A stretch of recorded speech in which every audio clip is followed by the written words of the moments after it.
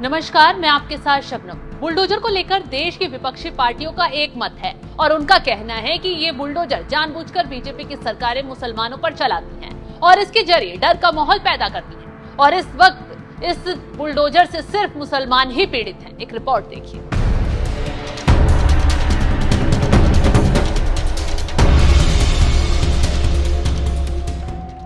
UP में योगी आदित्यनाथ का bulldozer खूब चर्चा में रहता है। इस चर्चा के बाद बीजेपी शासित कई राज्यों में बुलडोजर चल रही हैं। लेकिन इस बुलडोजर पर सवाल है और सवाल ये है कि बुलडोजर सिर्फ मुसलमानों पर चलता है और साफ साफ दिखता है कि बीजेपी शासित राज्य इस पर अमल करते हैं। हाल के दिनों में कई ऐसी घटनाएं हुई हैं जिसमें आरोपी मुसलमान समुदाय का नहीं होने के कारण बुलडोजर नहीं चला और इसी को लेकर सुप्रीम कोर्ट में एक बड़ी सुनवाई हुई। सुप्रीम कोर्ट में बुलडोजर एक्शन पर सुनवाई हुई। उसी को लेकर सुप्रीम कोर्ट ने सख्त टिप्पणी करते हुए कहा, अगर कोई आरोपी या दोषी भी है तो उसका मकान या घर नहीं गिराया जा सकता है।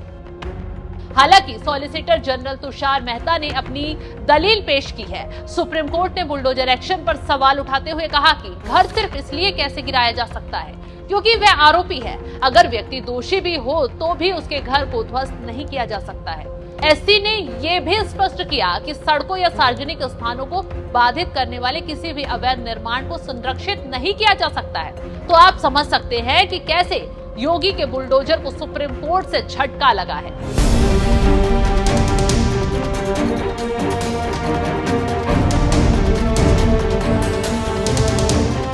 न्यायमूर्ति बी.आर. गवई और न्यायमूर्ति के.वी. विश्वनाथन की पीठ ने इस मामले में सुनवाई की और बुलडोजर से तोड़फोड़ के मामले में कहा कि कोई व्यक्ति आरोपी हो या दोषी फिर भी कानून का पालन किए बिना ऐसे नहीं किया जा सकता। इस दौरान अदालत ने इस मामले में कुछ दिशा निर्देश जारी करने की बात भी कही है जिसमें एक्सपर्ट के भी सुझाव लिए जाएंगे। न्यायमूर्ति के.वी. विश्वनाथन ने कहा कि एक पिता का बेटा अड़ियल हो सकता है लेकिन इस आधार पर घर गिरा दिया जाता है तो ये उचित तरीका नहीं है। सुप्रीम कोर्ट ने आगे कहा कि बुलडोजर से घर गिराने का काम तभी किया जा सकता है जब वे घर या मकान अवैध हो।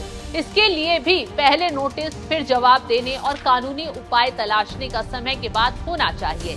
इस मामले में अब 17 सितंबर को अगली सुनवाई होगी। इस मामले में सॉलिसिटर जनरल तुषार मेहता ने भी माना है दोषी साबित होने के बाद भी घर या मकान नहीं गिराया जा सकता है।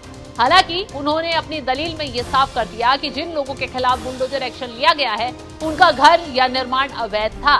तो आप समझ सकते हैं कि कैसे सुप्रीम कोर्ट ने योगी के बुलडोजर की हेकड़ी निकाल दी है और अब एक्शन रुकने वाला नहीं है। देखना दिलचस्प होगा कि जिनके घर गिरे हैं उनके साथ क्या होता है। क्या उनको हट जाने का ऐलान होता है या अफसोस जाहिर करके छोड़ दिया जाता है। लेकिन आज के फैसले से सुप्रीम कोर्ट ने बता दिया है कि राज्य सरकारें मनमानी नहीं कर सकती हैं। फिलहाल जिस तरीके से सुप्रीम कोर्ट ने फैसला सुनाया है उस पर आपकी राय क्या, हमें कमेंट कर जरूर बताएं।